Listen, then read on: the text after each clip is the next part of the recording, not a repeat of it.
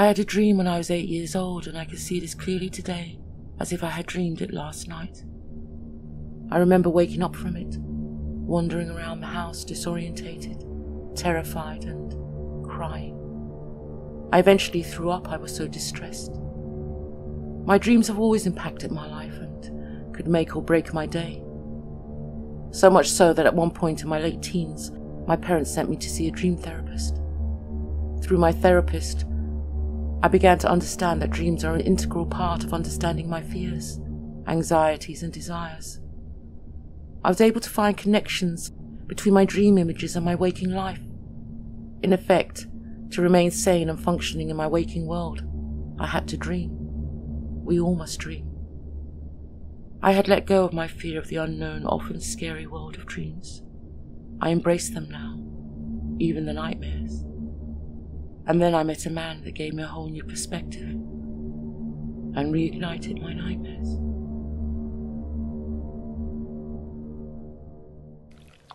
I first met Marcus in Bernard's, a quaint jazz cafe off of the high street where I spent my lunch breaks.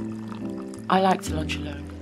Of course, my colleagues would often invite me to join them, but I really didn't fancy more office gossip during my lunch hour, and so I would make my excuses and head off by myself. I would often stop and watch the street entertainers on my way. Some of them made me laugh, and if I was having a bad day, they were sure to cheer me up. My routine was simple and always the same. I would order my coffee, sit at my favourite corner table by the window, place my book strategically in front of me to ward off any would-be intruders, and stare out the window at the passers-by. So imagine my irritation when... Hey there. Is this seat taken?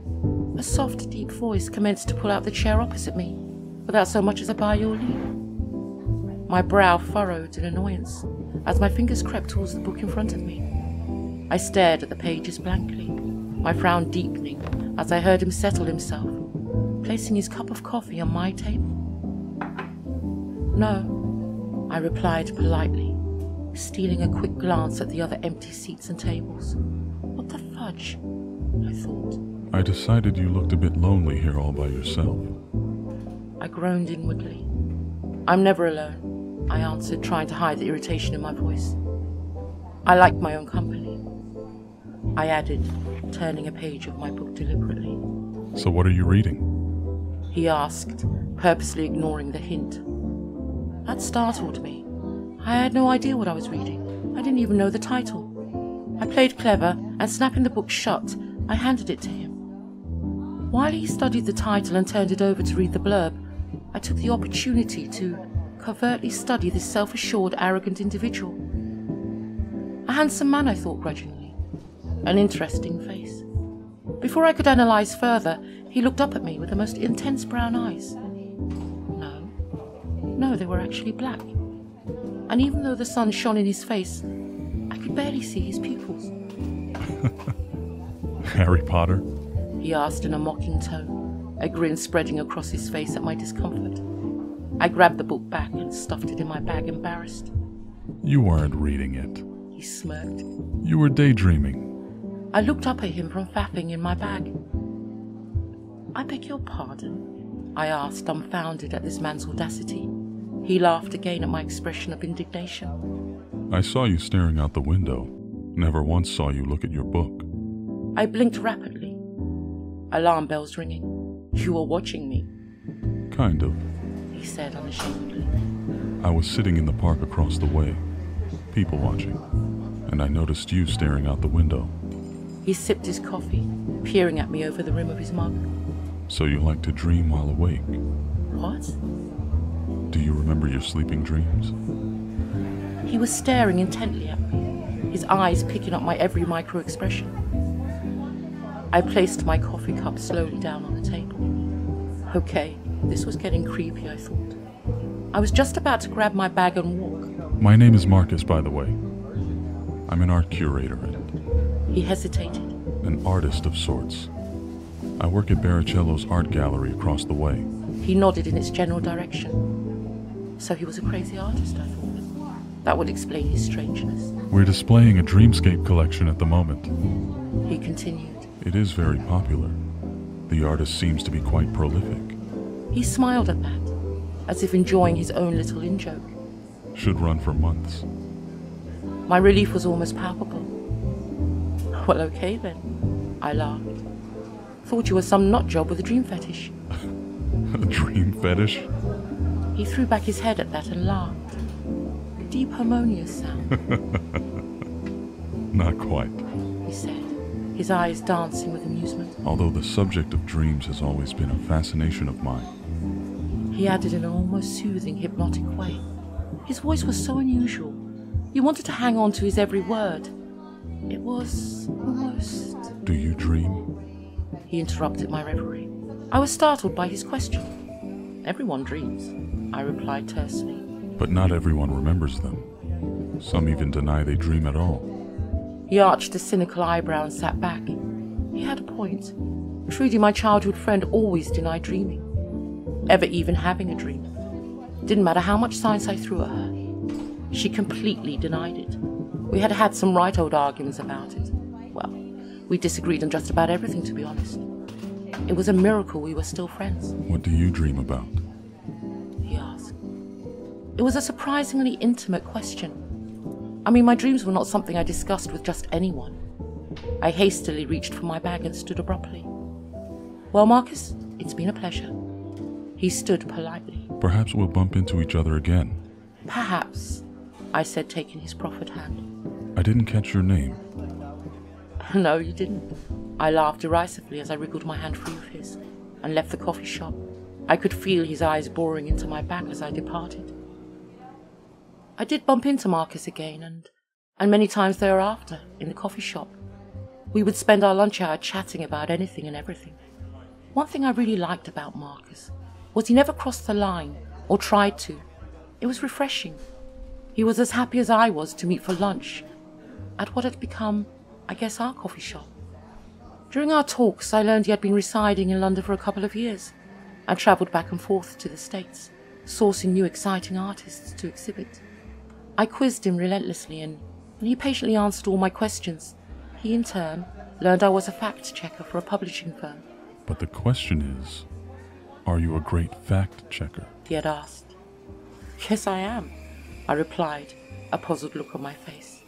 He had spent the remainder of our lunch hour testing me, barely giving me enough time to verify one fact on my phone before he asked me to fact-check another. That was his brand of humour, I guess. He never did give me a verdict, but I could see he was impressed. Marcus was always well turned out. He had a casual sophistication about him.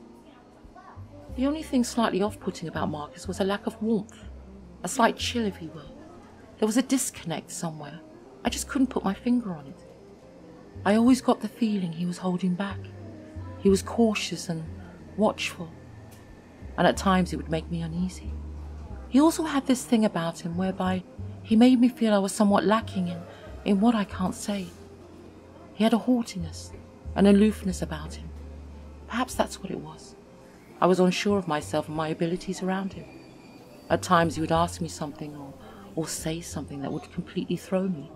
But for the most part, I liked him and I enjoyed his company. In the following months, he didn't bring up the topic of dreams or indeed the exhibition. So one day, a few months after our initial meeting, I broached the subject. Is the Dreamscape collection still showing? I asked. He nodded.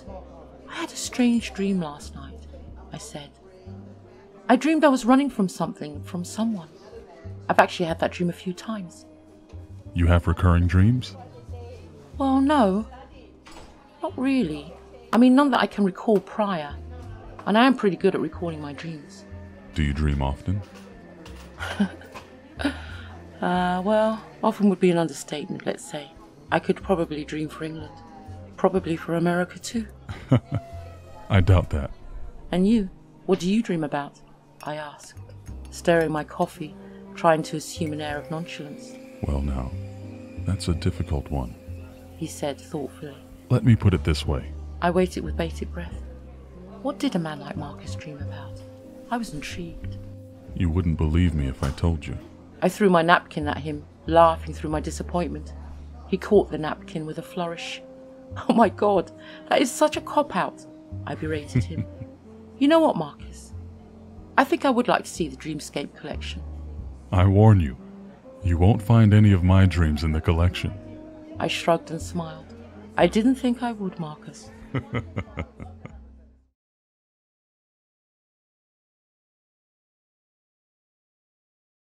I didn't see Marcus for the next 2 weeks.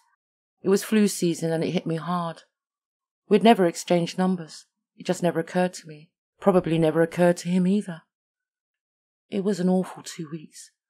I was plagued by fever dreams, things chasing me, spiders, hundreds of them lowering themselves slowly towards me from the ceiling as I lay on my bed shivering. I knew I was dreaming and that the intensity and horrors were brought on by my feverish, incoherent mind. Still, I was terrified and would start up in bed ever so often. Sometimes I would awaken with an overwhelming feeling that someone was here in my room with me, or had been, standing over me. Sometimes I would see a shadow flitter quickly out of sight. Sometimes I would feel fingers brush my hair gently from my fevered brow. I liked to think it was my mother. She had died a few years prior in a house fire, and I missed her so much. I dreamt of her often, and they were gentle dreams full of love, just like my mother. I cherished the dreams of my mother. Because family photos, everything had gone up in flames that fateful night. Only memories now, and my dreams kept her alive for me. Sometimes all we have are our memories and dreams. It was all I could do to make it to the bathroom to use the loo and wash myself. I was so weak. Then I would collapse back onto my bed and the nightmares, hallucinations would crowd in again. I would hear voices of people I had known, that I knew, all crowding me, suffocating me with questions and demanding answers for what about what I don't know. I was fighting through masses of people as I was being jostled, pushed and shoved. Suddenly I felt a shift in my dream. Someone was watching me. Something was unfamiliar. Somehow, reality had entered my dreams. There was a new energy. I searched through the faces of the people passing me by. So many faces, but none familiar. None particularly interested in me. And then I am ascending the stairs of what appears to be an old mansion. I can hear the echo of my footsteps. As I reach the top of the stairs, I am confronted by a long, dark hallway. At the end of the hall is a door. I can hear my heartbeat as I start towards it. My breathing is laboured as panic begins to take hold. As I walk towards the door, all doors appear on either side of me. Each door firmly shut, but behind them I can hear a hint of what lays beyond. I hear a whisper behind one, a woman pleads behind another, a baby's cry, a man's laugh, and a child's cough, as if to distract me from that one door at the end of the corridor that beckons me onwards.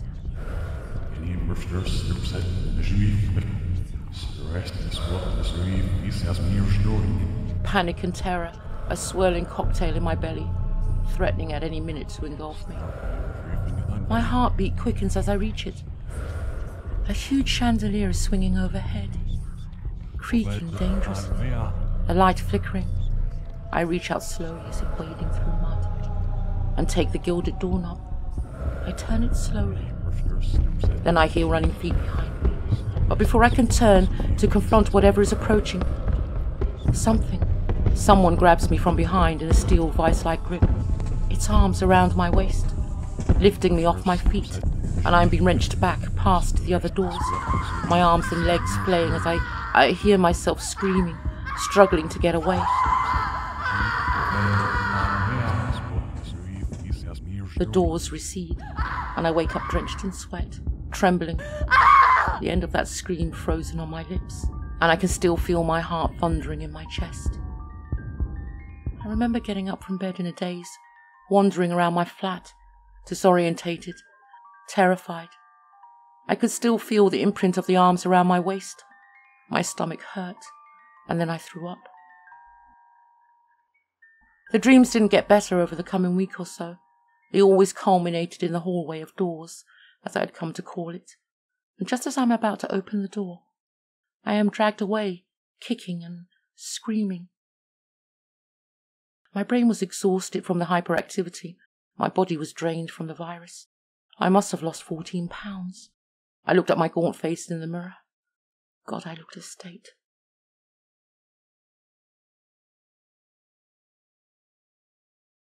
I eventually felt well enough to return to work, and on my lunch break I headed for Bernard's. I was pleasantly surprised to see Marcus was sitting at our table.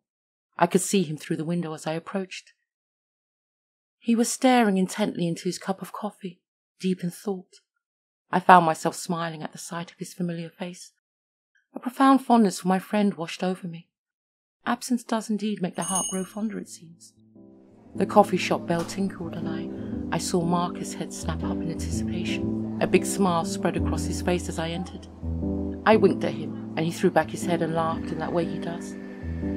I must have looked sheepish as I took a seat opposite him. I explained to him why I had disappeared, and he listened with some concern. I'm actually not leaving here without your number. You know that, right? I nodded in agreement. To be honest, I thought I was going to die, I laughed weakly. Did you miss me? I teased. I kind of did, strangely enough, he said with a twinkle in his eye. I have to say your return is great timing. Why so? Remember I told you I had a new shipment of dreamscapes arriving? I nodded. Well, they've arrived, and there's a formal showing on Saturday. I would love for you to come. He looked at me expectantly. If you're up to it, of course. I would love to, I said as he pushed back his chair and stood. Want a cup of tea, love? He said in his awful British accent. He always cracked me up when he tried it. I don't mind if I do, darling, I replied in an equally awful American accent. He winced at my efforts, laughing as he made his way to the counter.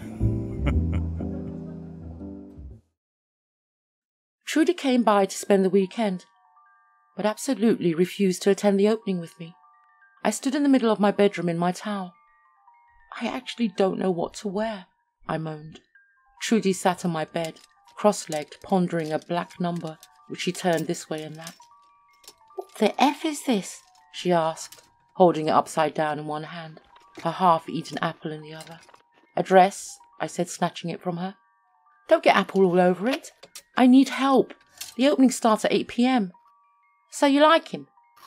I stared thoughtfully at the black cocktail dress I had just taken from her. Frigate, this will do. Grab those stilettos for me. I threw the towel aside. Like him? Of course I bloody like him.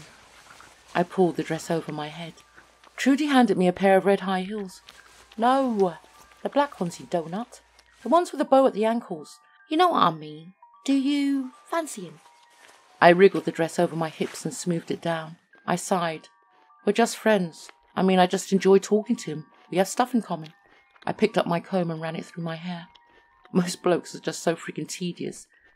He's really intelligent and very knowledgeable. What about your dreams? Trudy interrupted, rolling her eyes. If you don't fancy him, then why is your face all red? She handed me the black stilettos and took a big bite from her apple. Trudy, I just stepped out of a hot shower. I nearly suffocated getting that damn dress on, and I'm running late. Take your pick. I sat down and pulled on my shoes. Wow, I was just saying. Take it easy. I like him. He's a great guy. You know, there is such a thing as platonic friendships. Besides, it takes more than a handsome face and a... Oh, for frick's sakes, Rebecca. You're so freaking slow. You always have to make it so deep. Okay, so you fancy his brain. Shame they ain't devised a way to shag brains yet. I ignored her taunts, grabbing my keys, coat and bag on the way out. Oi, Trudy called after me. If you don't want him, I'll have him. He sounds bloody delicious. You're a rare idiot, Trudy. He's not a 3-course meal, you know, I said as I shut the door behind me. The gallery was almost packed to heaving. Perfect faces, perfect hair, expensive gowns and suits. Most of the crowd sipping on a glass of champagne. The scent of perfumes and colognes hung heavily in the air. Laughter and chatter filled the gallery. Soft music played in the background. Waiters, trays held high, expertly navigated the animated crowd. One of them made a beeline for me, but I shook my head and he veered off in another direction. May I take your coat, madam? I smiled down at the young attendant. I'm fine, thank you, I said as I looked around for Marcus. He wasn't hard to spot as he stood at least a foot above the crowd. I waved and he winked in acknowledgement. I headed over to take a peek at the collection. It was absolutely spectacular. The paintings were almost alive, seemingly throbbing with an energy all of their own. Ever so often I would catch a smattering of conversation from from other guests as they gushed and speculated on the meaning of each painting. I stared at painting after painting, almost getting lost in their intensity, their vibrancy. Some were impressionist, some realist. It was amazing how the artist changed his style to suit the subject of the dream, or the dreamer. There was a seamless cohesion. Beautiful dreams, I thought. Lucky them. As I viewed the paintings, I would glance around the gallery ever so often to reassure myself that Marcus was still there. He was the only person I knew here, and it gave me some comfort to spy him somewhere, usually surrounded by and chatting to a bevy of gorgeous women, simpering and gushing, gazing up at him with longing in their eyes. I caught his eye and raised my eyebrows speculatively, a smile on my lips. I nodded in approval, giving him a quick thumbs up.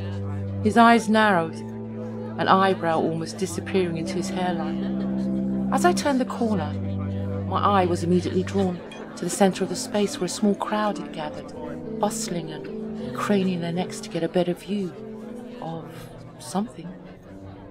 What I suppose could only be a sculpture of sorts, considering its positioning. A plaque hung suspended above the crowd. It read, Autumn Somnum. Oh my God, a pretty blonde gasped. It's breathtaking. Another. Bravo. A large robust male clapped in excitement, his ruddy cheeks getting redder by the second. I was getting excited just listening to their oohs and ahs. I gently squirmed my way through and around the ecstatic crowd, who surprisingly let me pass, without so much as a murmur of protest at my gentle nudges and soft but firm, "Excuse me." The final woman gave way, and I was confronted by a life-size sculpture. The smile froze on my face. I took in a deep, shaky breath. I suddenly heard a buzzing in my head that got louder as the voices around me dulled and slowed. Everything suddenly slowed down. It was my dream, but not from my perspective in the dream, from the perspective of an observer. The sculpture depicted a man, his arms tightly clamped around me, restraining me, pulling me back, my arms reaching out towards something, my feet suspended in midair, my face a picture of unbridled terror and hopelessness. His face is obscured by her hair, but I know him. I felt sick, and I could almost feel the steel-like grip again. I felt the panic, the terror. It all came flooding back, crashing in on me. I looked slowly around at the pretty painted faces of people, all eager for a closer look at me, the sculpture. They were pointing, laughing loudly, obscenely. They were pushing and shoving me. Everything was suddenly amplified, and I knew I was going to pass out. I felt nauseous. The room began to spin.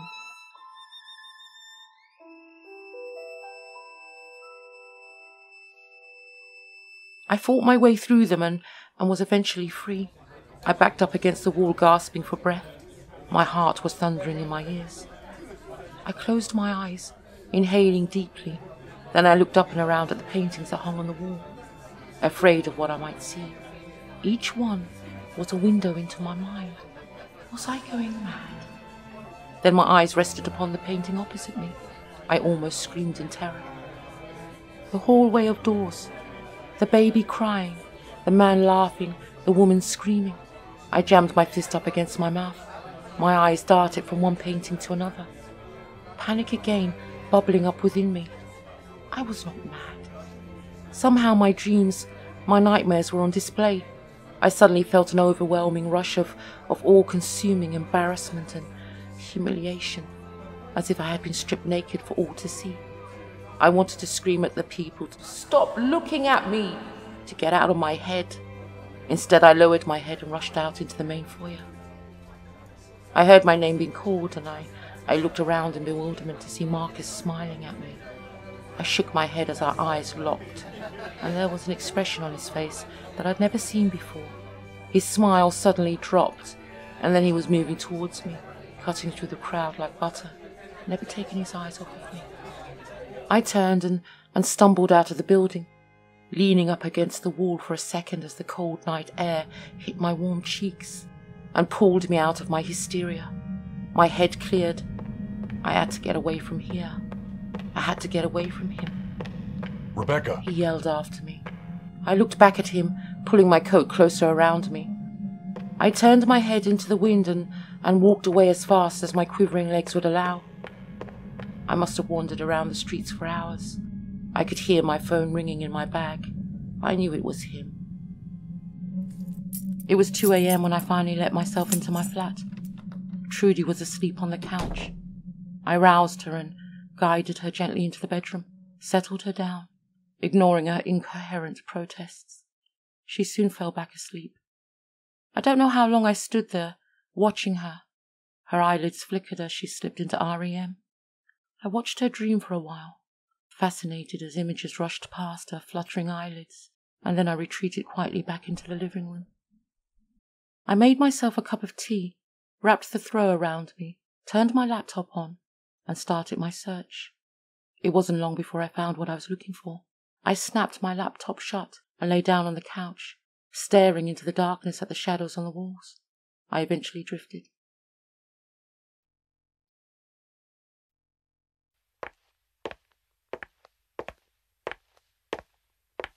I looked up at the door numbers as I slowly walked along the leaf-strewn pavement.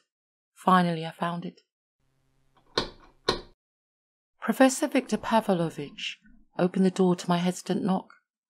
There was no doorbell, just a knocker shaped like a gargoyle. He looked like a cross between Einstein and Freud, with a mop of crazy white hair that looked as if his fingers were the only comb it had seen in decades. But from our brief telephone conversation, there was no denying he knew his stuff. He ushered me into his large, dusty study, lined with bookshelves filled with books of every description. He motioned me towards one of the 2 chairs that sat in the middle of the floor. An open fire's warm glow added to the ambience. It was a cozy room full of character and knowledge. I sat down, removing my gloves, and waited for the old man to sit. Bakul, you say? He picked up a pipe that lay on the coffee table amidst open books. I nodded. You are sure you did not mention your dreams to him? Allude to them in some subliminal way? No, I assured him. I only mentioned one dream in passing. He tapped his pipe thoughtfully, trying to dislodge ash and leftover tobacco. Of all the creatures I have come across, the Dream Eater may be the super rarest. You understand it is unlikely. I nodded again. So strange to me. We protect the physical, our property. He tapped his forehead with his pipe. But not the mind. I nodded again. If there were no such thing as crime, we wouldn't have doors, locks and windows. As far as we are aware, there is no such thing as psychic crime. And so we leave ourselves open. This is very strange to me. I nodded in agreement. He continued to tap his pipe on the ashtray that he now balanced precariously on his knee. And you say you do not dream any longer? I do, but they're vague, and most of the time I can't remember them. It's like I don't dream anymore. Those nights I don't remember, I feel like there's nothing, a nothingness, a void. When did this start? I noticed it after I had the flu a few weeks ago. He interrupted me. It is fascinating. I have come across so many things, beings you cannot even imagine. But the Dream Eater, never. He seemed excited. You must understand, young lady. I study science. I look behind the dream, around the dream, under the dream, but never at the dream. He was thoughtful for a moment. Yes, science. I love, but I must, as any good scientist, look beyond the science. Ha! Science cannot hope to understand the form and flow of that which is inside our minds. Our dreams, our imaginations are beyond science. He looked up at me, peering over his spectacles. Science cannot understand the likes of the Dream Eater, if indeed that is what he is. He paused, as if thinking. There are variations of Baku. I do not think your friend is Baku of Chinese mythology. He may be an aberration. He began to load his pipe with tobacco. What do you mean? I asked. What is beyond the consciousness? The subconscious, I answered. Do you believe in life after death? Yes. And when you die, what will you take with you? Consciousness. No! He banged his pipe on the table. I jumped. You take the subconscious, your friend, and I use the term loosely, steals it away when he steals your dreams and hopes, and with it your soul. He takes away your ability to transcend when this life is done. Oh my God. I buried my head in my hands. The old man calmly lit his pipe after his outburst, puffing away thoughtfully. We sat in silence for a while as I gathered my thoughts. Now that I know who he is, maybe I can stop him. I don't know, do something. I almost pleaded for permission. I know it sounded ludicrous. No, you cannot stop him in this realm. Your friend, in effect, is much worse than Baku of legend. Then in the dream realm, I suggested. Perhaps. He half nodded. How? Visit his dreams. You mean astral projection? He nodded again. Become a dream walker to defeat a dream eater. I can't. I don't know how to do that. Then learn. I don't have time. And my dreams are disappearing. He's just taking them one by one, taking snapshots and committing them to canvas and hanging them in his bloody gallery for the world to see. I ran my hand through my already dishevelled hair. I can't think. I can't function. Then the only thing you can do is confront him, appeal to him. But first let us see if it is really him. Shall we, eh? He took a few more puffs of his pipe, and placing it on the table, he picked up an old pocket watch. He carefully unwound the delicate chain and dangled it in front of me. Good old-fashioned hypnotism, he said, a big grin spreading across his face. I hesitated. Calm yourself, my child. He raised himself from his chair and walked over to a velvet cord that hung from the ceiling. He yanked on it and I could hear the tinkle of a bell deep in the house. I looked around as the door opened and an elderly lady entered, her hair as white as Victor's, but piled on top of her head in an elegant bun. Ah, my love, come sit, make our guest more comfortable. He gestured towards the chair he had just vacated. The old lady smiled at me and I relaxed as she took the chair. Good, good. This is Iskra, my wife. I nodded and smiled at the beaming old lady. So now, we begin. Where are you now? I'm walking towards the door at the end of the hall. I hear a voice saying something over and over again. What are they saying? Lived et ton myii. Lived et ton myii. Say again. Lived et ton myii.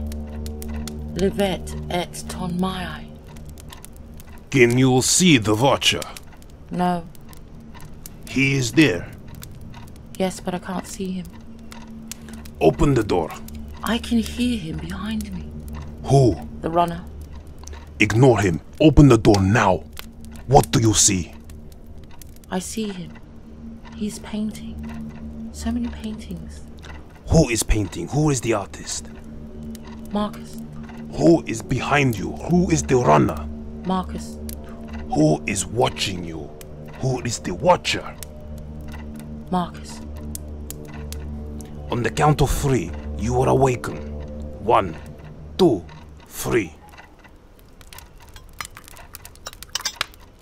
I watched in a daze as Iskra set the tray down on the table, gently nudging aside Victor's books and paraphernalia with the tray, a dainty china teapot with matching cups and saucers. I took the hot cup of tea that Iskra offered me. My hands shook. Thank you, I said, looking up at her gratefully. She patted me gently on the shoulder and retreated from the room as her husband paced up and down. Suddenly he stopped pacing and stared at me speculatively. What does it mean? I asked. I do not know. The triple-headed moon god, perhaps. Regardless, your friend Marcus manifested thrice, simultaneously. Viktor seemed to ponder this a moment. 3 is extremely significant. Puffing furiously on his pipe, he seemed to be in a state of agitation. 3 is the first number to which the meaning all was given. It is the triad, 3 being the number of the whole as it contains a beginning, a middle and an end. And the other rooms? I asked anxiously. The old man shook his head thoughtfully. A distraction of dreamers. Their subconscious locked away, like a larder of some sort to feed upon when times are lean. He patted his rotund stomach and smiled. Then with a look of sympathy. Who can say? He added softly. Perhaps it is their soul. Perhaps you have found your way into his world, his dreams. I got up to leave. My head was throbbing. The old man gestured for me to sit. Before you go, you must listen to this. He rewound his old tape recorder. Lived et ton mai. Lived et ton mai. Say again. Lived et ton mai. Lived et ton mai. And I heard my voice speak in a language I did not understand. The professor put a finger to his lips, as if anticipating my next words. Now I rewind.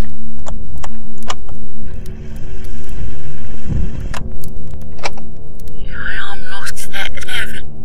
I am not at heaven. Yes. I am not at heaven. I am not at heaven.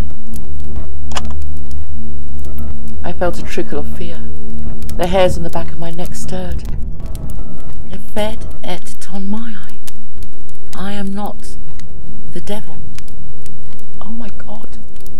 I felt the colour drain from my face and I suddenly felt cold. What language is that?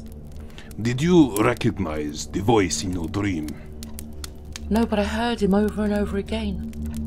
But no words that I could decipher. My voice trailed off. The old man nodded and then shrugged. It is English backwards, but be calm. Do not read too much into it. I left with the old man's assurances that he would look deeper into it.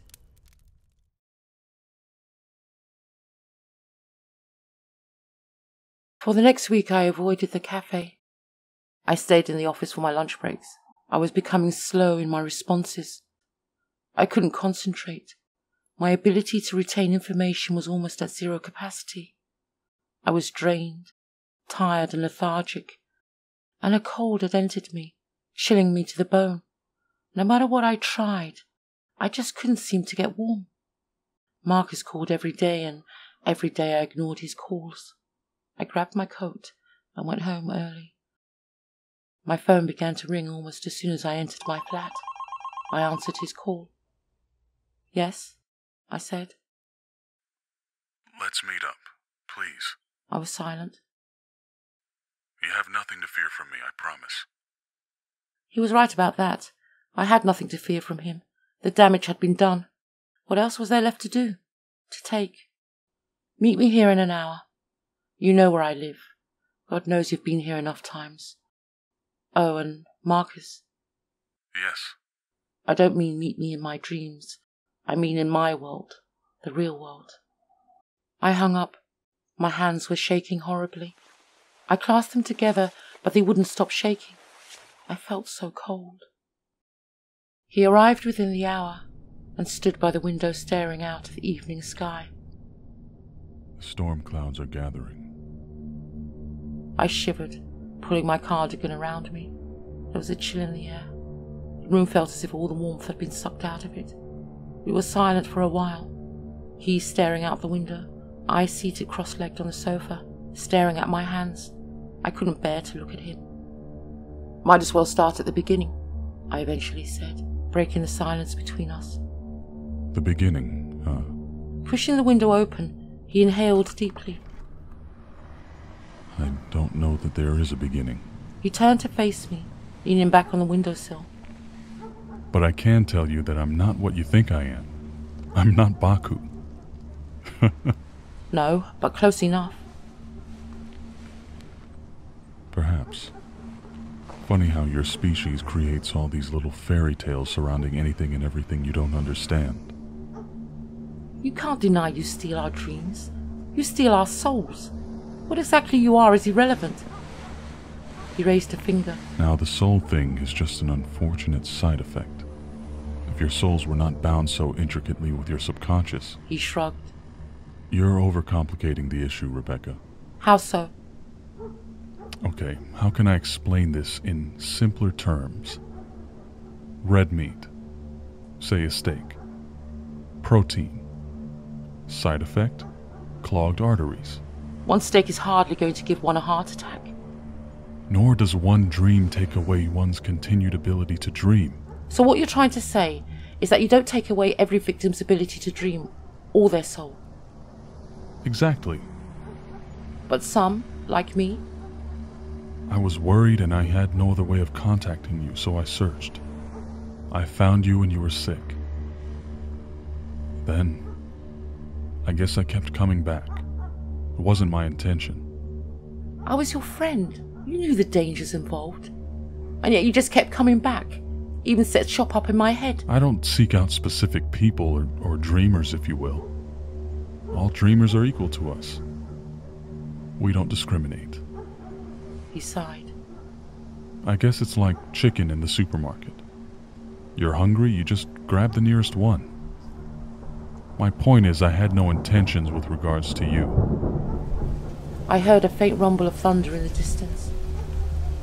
Rain. Do you know dreams that are dreamt when it rains have a different flavor? I rubbed my temples, exhausted, confused, defeated. I couldn't make sense of what he was telling me. He was baiting and toying with me like a cat would a mouse. This was not the man that I had grown to know and care for over the months. Your kind do like to fall asleep to the rain. Rain just makes me hungry. He winked. His cavalier attitude suddenly enraged me. You're sick. Do you know that? You feed off us like a bloody vampire. Personally, I think vampires are overrated. That's not my point, and you know it. He sighed impatiently. Yes, I consume dreams. It's what I do. In your dreams, I see fears and hopes and terrors, confusion and a desperate search for meaning. Sometimes. His voice softened. Sometimes I see your hidden desires. Often, it's chaos. And I love to sift through all that chaos. And as I search, those dreams feed me. He shrugged. Don't you feed off living beings? Don't you find them sustaining? Necessary? Do you ask their permission before you consume them? That's different, I snapped. Different? How is it different? Oh, wait. He put his finger up as if a thought had suddenly occurred to him. How remiss of me. But of course everything has evolved to serve your purpose. Everything is inferior and is owed to you. And when another apex predator happens upon you, you're outraged, horrified. And the paintings? I'm sure they're not necessary for your survival. Why do you paint your victims' dreams? Why? He frowned as if puzzled by my question, as if it was obvious. Dreams can at once be terrible and beautiful. Why not share them with the world? If only you could see them the way I do, you would know. You would understand. Even if I was to concede that you absolutely need to take dreams to survive, even our ability to ever dream again, there is absolutely no reason for keeping trophies, because that's what they are, whichever way you want to spin it. He shrugged nonchalantly, my words having no effect. How many people have you killed, murdered, driven to madness? He was silent, watching me, his face expressionless. I felt myself losing it. I took a deep breath. The hallways of doors. What is that place? The silence dragged. I stood up. Okay, Marcus. If you won't answer, then allow me. I gathered my thoughts and began to pace the room. I think you have driven countless people to madness, to horrible, untimely deaths. I don't think you have to, but you do. How am I doing, Marcus? He waved his hand in a gesture to continue. I think the hallway of doors is your dream, not mine. No. Sorry, your realm.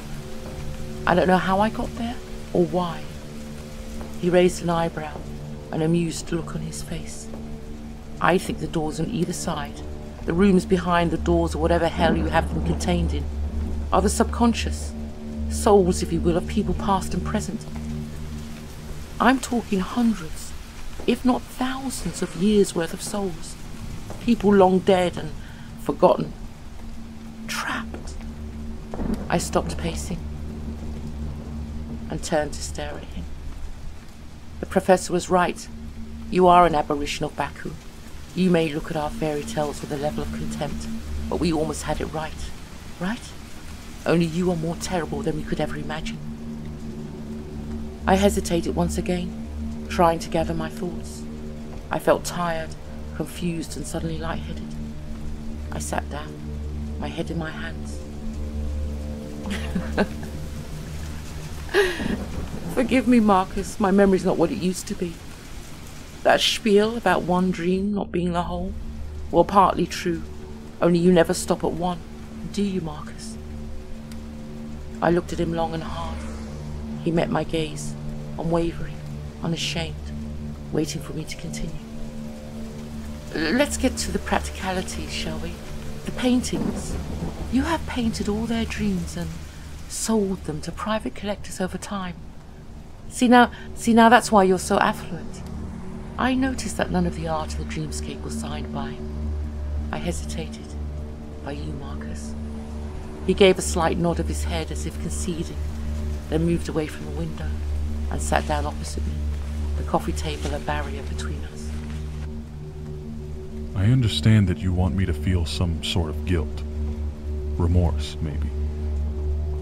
But you need to understand that I feel about as much remorse as you do when you eat a banana or a boiled egg. Perhaps it was the look of abject horror on my face that caused a shift in his stance. He suddenly leaned forward, almost contrite, spreading his hands on the table. I can tell you this. I miss our times at Bernard's. I miss waiting for you in the anticipation of your arrival. I miss our chats, the jokes, laughs, and the warmth. I miss it all. I miss you. That's such a fucked up contradiction. Do you know that? Don't you see that? Give me back my dreams, please. Please. Give them back. I'll make a deal with you. I don't make deals with the devil. I am not the devil. Just a mere being that is beyond your comprehension. Then a very simple question popped into my head. And yet it was the most obvious question. Do you dream, Marcus? Can you dream? His face darkened. Yes, I dream. I dream your dreams. All of your dreams. He stood up and walked back to the window, staring out at the rain, at the lightning that raced across the sky. The thunder was closer. The storm was almost directly above us. This is inconsequential. The deal, or die a babbling crazed fool. Do you ever feel bad? Do you ever even feel guilty? I think I answered that question. If you got to know the pig, the cow, the lamb before you ate it, would you feel bad? Yes, I would. As I said, you were a mistake. I should never have engaged you in conversation or made friends with you. I don't have friends. My bad. I gritted my teeth. Well, I fucking wonder why you fucking eat them. He looked around at me. Yes, I suppose I do. As I said. I know what you said. I just don't believe you. You don't know how to love or like or cherish or respect. You just feed this insatiable hunger, regardless of whom it hurts. He almost looked pained, or maybe I imagined that. Believe what you will. The deal, provide me with dreamers and I will give you back your ability to dream. And I guess your soul comes with the ability. A bonus. He laughed. His laugh was almost mocking. Can't you find your own meals? I countered sarcastically. I can, but I want you to find them for me. Why? Because I do. It was as simple as that. No fuss, no muss. It was all so simple for Marcus. But I wasn't going to let him off the hook so easily. Why? I pushed. He turned back to the window, the rain, as if he found some comfort in it. He was silent for a time. I guess it goes something like this. Your help would free me up to pursue other interests, shall we say. He crossed his arms in a gesture of finality. Your answer? No, I can't do it. More to the point, I won't do it. His eyes narrowed. I offer you a deal, Rebecca, and you turn it down. Do you think I make deals with just anyone? I've given you an opportunity to have it all back and dream with me. He chuckled. Would that really be so bad? He asked softly. I shook my head. How had it come to this? My mind whirled in confusion and disbelief. I felt like I was watching a scene unfold in someone else's life. Not mine. Not my dreary, uncomplicated life. You know I'll die without them, I pleaded. Not completely. He tapped his head and then placed a hand on his chest. A small smile flickered across his lips, his eyes almost pitiful. You won't die completely. You will live on in me. I promise. He left. I watched him from the open window, walk across the road unfazed by the torrential rainfall. He revelled in it, seemed to absorb it. He stopped suddenly, turned up and looked at me. We stared at each other for what seemed an age. A standoff of sorts, I guess. None of us really fuck ourselves up on purpose. None of us do it single-handedly. There's always an instigator. There's always someone who starts us on our various roads to destruction. Bad parents, bad lover, or a bad friend. I shut the window and pulled the curtains on Marcus, still standing there looking up at me, waiting, expectantly. I wasn't going to die a babbling wreck. Neither was I going to give him what he wanted. I'm a great believer in choice.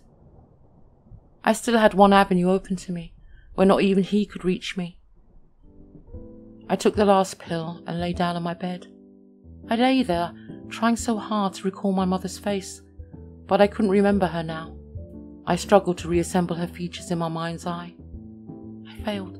She was gone. I closed my eyes. Where does a soulless girl go when her time is done? I wondered. Neither God nor the devil would want me now. Surely not, I thought as I began to feel woozy. One word on my lips as oblivion took me like a warm blanket. Mom.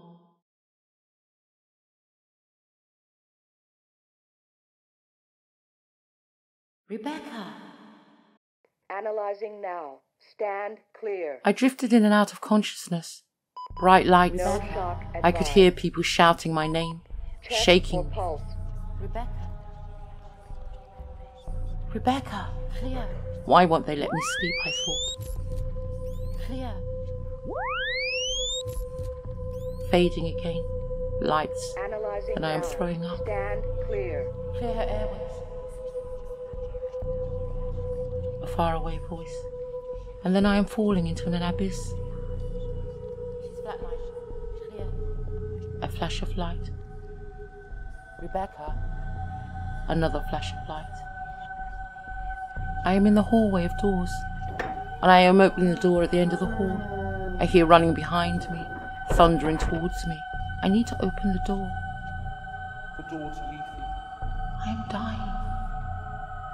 I am dying. I am dying.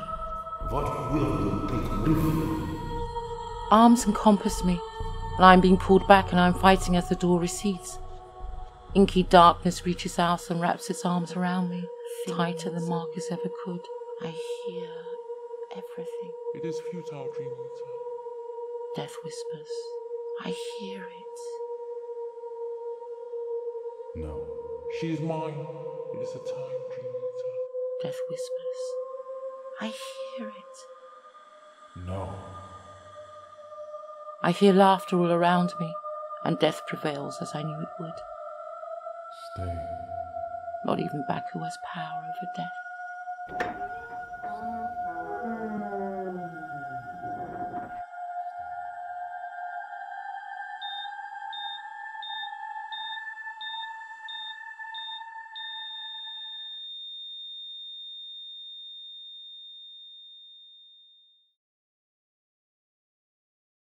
At one point I heard someone leave the room quietly, and then I drifted again.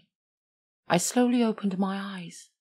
I felt groggy, disorientated. I raised my arm to shield my eyes from the bright fluorescent light. I groaned as a very red-faced, very flustered nurse bustled into my room, holding a small package in her hand and an envelope. "How do you feel today?" "You're very lucky, you know." She smiled at me as if she had given me the best news ever. "I have something for you. A gentleman, your cousin, I believe." She placed the package and envelope next to me. "He told me to give you these when you wake up." She took my pulse, noting the results down on my chart. "I have to say, Rebecca, your cousin is absolutely amazing." She popped her pen back in her pocket. "He sat with you every night holding your hand. He wouldn't leave until he knew you were going to be all right. So handsome, too." I weakly pulled the brown wrapping away from the painting and stared at it. The nurse's friendly chatter receded into background noise. There's so much I didn't understand about Marcus. Never would. He had betrayed me, pushed me to the brink, and yet deep down inside I guess I still cared. I knew he was dangerous by virtue of his nature, and I knew he couldn't help what he was. I guess when all is said and done, we all strive to survive, to go on. Some believe the dead visit our dreams. Did he capture my mother's face when she visited me in dreams, or did he just capture my memory of her? How deep does the rabbit hole run, I pondered, as I traced the lines that formed her features in the painting. The poppy field in the background. I remembered this dream. My mother and I were in a poppy field. He had captured the moment in the dream when I handed her a poppy, and I remember staring at her face in my dream, knowing she would soon be gone, trying so hard to commit her face, every detail of it to memory, afraid to forget her, afraid to let go. I fell asleep still holding the painting and an opened letter, and I dreamed dreams of my mother.